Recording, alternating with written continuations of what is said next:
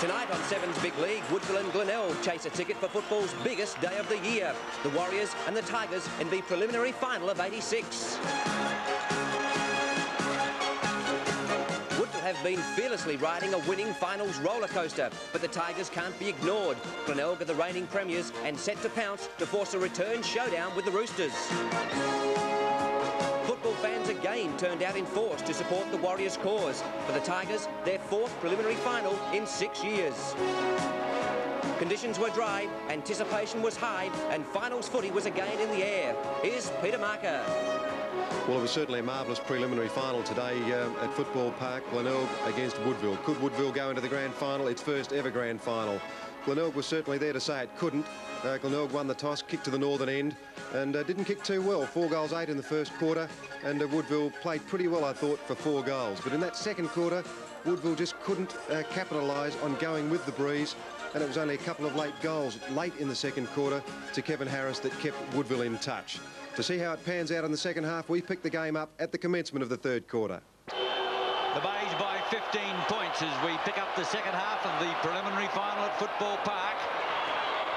The Bays turned to go with the breeze, although Woodville couldn't take advantage of it in the second quarter. Fuller lost it, taken well away there now by Jones as they go into attack up towards the half-forward line. Sewer's there going through strongly. The Bays defence was Stringer. Now Harris whips out a handball. Templeton on the left leg, hooks around the corner. That's a goal! Or it would have been a goal, but Nichols has taken the mark in the square, right on the line. He had the option of taking the mark or letting it go. And Nichols, who booted his 100th goal late in that second quarter, has got a chance to put on number 4. Could not possibly miss, does not miss, and the Warriors off to a great start in the second half. His 4th, they're 8-3, the Bays are 8-12. It's significant when Kevin Harris is involved in the play that something does happen. He snared the ball, put it over the top to Templeton. With blistering pace, he shot for goal. If Nichols didn't mark it, it probably would have gone through. But the champion full forward put his arms around it and then booted his 4th. So as Ian Day said, a very good start to this crucial third quarter, because with the Bays going with the breeze, if they can set up a 4 or 5 goal break at the third quarter time break, it could be curtains for the '86 campaign for the Warriors. Centre bounce with umpire Kinnear. It's Parker and Carey once more. Parker wins that one, gets it forward, or Donovan overran it. Booted off the ground by Taylor. Sewer comes to meets it. Hotly pressed over by Salisbury. McDonald spins out of trouble. Well done. He puts a high one into the pocket. Gibbs sets himself, and that's a good mark in defence. Off he goes. Going to be shepherded by Salisbury. Well, Taylor jumped over the top of him. It's a bit of how do you do there behind Salisbury and Taylor. Harris comes in to separate them, as does umpire Kinnear, and I think that's pretty good umpiring. Taylor's going to get a free kick. Salisbury remonstrating now with umpire Kinnear. But I think Scott Salisbury was very much at fault on that occasion. He kicked from Taylor. Nichols has got front spot, almost marked it. Harris on the ground, caught, lost it. Play called on, and finally it's pushed by McDermott out of bounds. So a throw in the right forward pocket. 9 points in it, Woodville trailing. Throw in about 5-6 metres around from the behind post. The Bays by 9 points. Carey and Parker.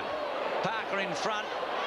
Haylock can't get it out. Here's a chance. Sewer on his wrong leg. Zaps back onto his right one. Puts out the pass. Big Max. He's got it. 35 metres out. A difficult shot. A right to left breeze. Not easy from the right forward pocket at the Southern End Football Park. A brilliant goal he kicked in that last quarter last week, but not online this time. In fact, he only just managed to get it through the point posts. 1 point to Woodville, 8-4. Glenelg is 8-12. Very important stage of the game as Ross Gibbs prepares to kick off. Comes to grandstand side. Oh, Carey goes for the gigantic thump over the top. The bounce of the ball will tell. It went straight through Lunn. Hodgman's got it now. The handball went astray because he was pushed on delivery.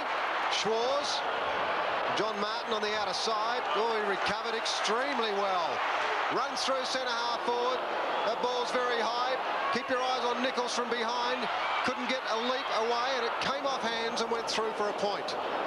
So Woodville starting its challenge 8-5, the Bays 8-12. Beautifully done that by John Martin. Superb balance. As Gibbs goes straight down the middle of the ground. Alan Stringer's got the sit on Taylor, but can't mark it. On the ground, Parker, flanked by Schwarz. Schwarz looking for a lead, but he's going for distance. Not a good kick, Peter Schwarz, and he's put it out of bounds on the full on the right forward pocket. Gibbs will take the resultant free. Off goes Simons. He wants it, but McDonald's breathing down his neck, so Gibbs goes for distance. Parker, the big leap at the back, went through McDermott's legs. Taylor, can he get into the action? Trying to get round Henwood. He's got clear. He's on the left foot, but it's not a good kick. Chance for Duthie. Gets a nice set. Nichols a long way behind him. Marshall on a lead at centre wing. Well put by Duthie. Marshall to put the Bays into attack. Off goes Gardon into the pocket. In there is also Seabohm. O'Dwyer meets it. Taken by Hodgman. Shoots for goal. Could bounce through. Oh, desperately touched. A brilliant effort there in the last line of defence. I think it was O'Dwyer. Let's have a look. No, it wasn't O'Dwyer. It was Grant who just got his finger to the ball before it went through the goal line. 1 point only to the Bays. 8 goals, 13. Woodville 8-5. The Warriors paid dearly then for the Andrew Taylor missed kick. He just can't get into the game, the big blonde-haired bombshell, but plenty of this game left as Alan Stringer gives it to McDermott. That's a high ball back towards the forward zone. Thumping it away there was O'Dwyer. Fantasia furthered it. McDonald gets there first. He's a pretty cool player, McDonald. He'll need to be at the moment. That kick back is danger. Schwarz picks it up brilliantly. That kick is a touch offline.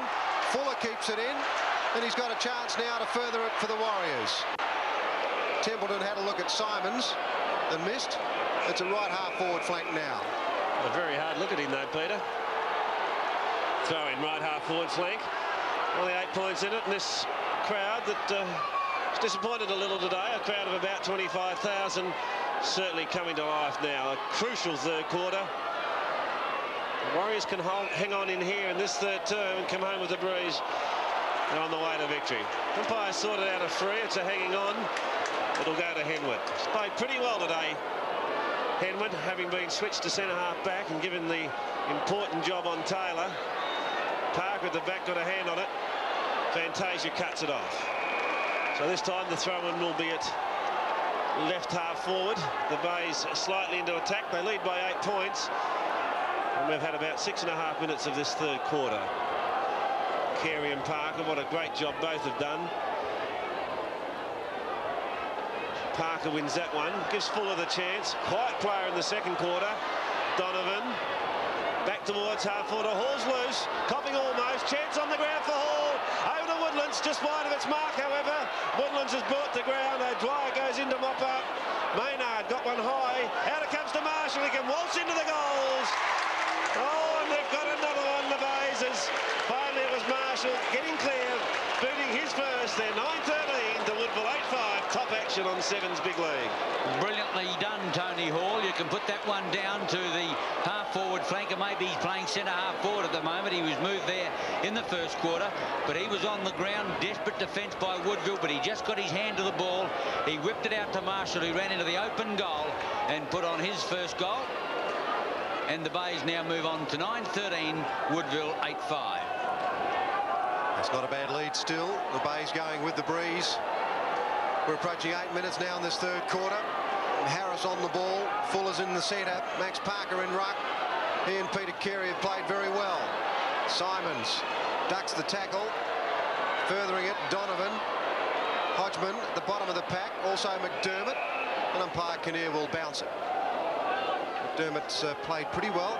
The touches that he has had have been crucial. Parker. Harris. Did it well initially, but held on a touch too long. Maynard at the bottom of the pack, and the umpire will bounce. 14 points down as we go past the 8-minute mark. Parker taken by Maynard again. Now Fuller. The hurry kick is towards half forward. Sewer and Martin clash. Will Taylor tries to back himself out of trouble. Did that well, Andrew Taylor, as he gave to Fuller. Off goes Nichols. The ball's out in front for him. Chance on the ground for Jones. Jones is clear from centre half forward. Bangs into goal. Oh, that's a terrible shot. I think he's put it out of bounds on the full. They can ill afford those misses.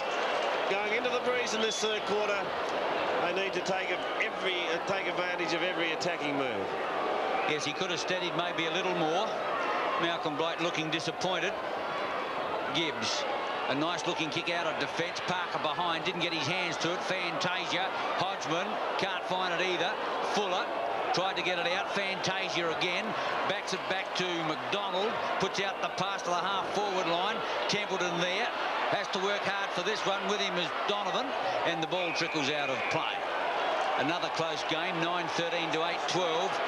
In 12 preliminary finals at Footy Park, 6 of them have been won by less than a goal.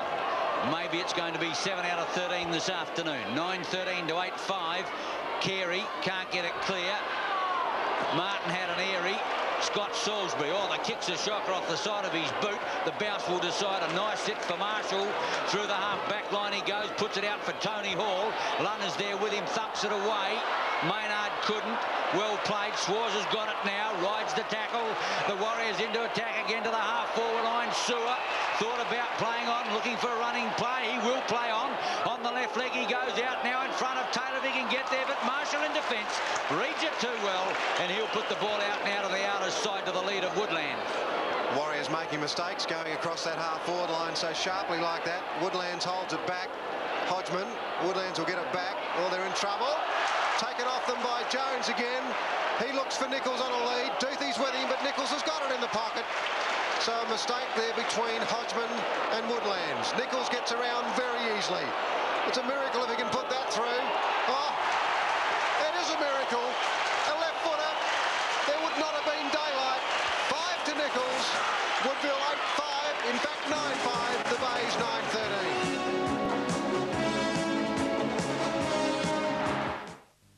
Well, the third quarter of any game is normally a crucial one, and it certainly was the case today in this preliminary final, because Woodville, going against the breeze, really had to make a game of it in the third quarter to give themselves a chance in the last quarter. It was very tough, hard football, and the great thing about Woodville is they stopped Glenelg from running away with the game in this third quarter. Let's pick it up again, 21 minutes into the third quarter, with the Bays up by 8 points. Gives the lead on the outer side, but Fuller's going to get a 15-metre penalty. And he played it well too. He just sauntered across in front of Marshall, and that was very well done by Ron Fuller. He's come into the game now. This will be his 15th kick. He's a very skillful player, and he's certainly causing some headaches for the Bays now. Kidney about to come on for the Bays. He might give them a touch of bite. Big Max has taken one at centre wing, and Max wants to go on with it. He runs through half forward. Woodville players running all over the place. Haylock it is. Nichols on a lead. Over the top goes Duthie. Templeton right on the boundary line, and there'll be a throw-in, in fact, left forward pocket for the Woodville side. 8 points in it.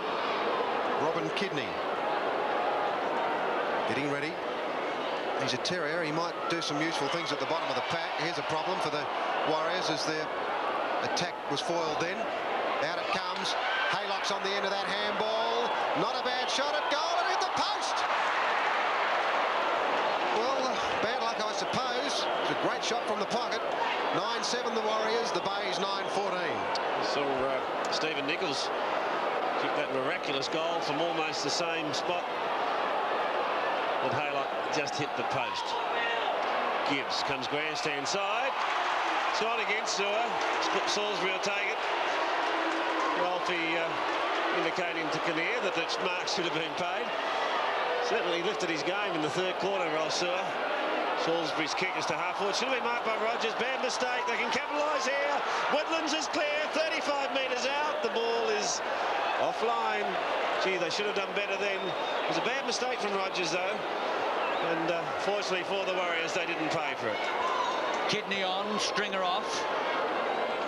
O'Dwyer's kicking is in the direction of Grant. Maynard over the top, spoils. Aerial ping-pong. Simon's got a bad bounce. Lunn used the line for safety purposes.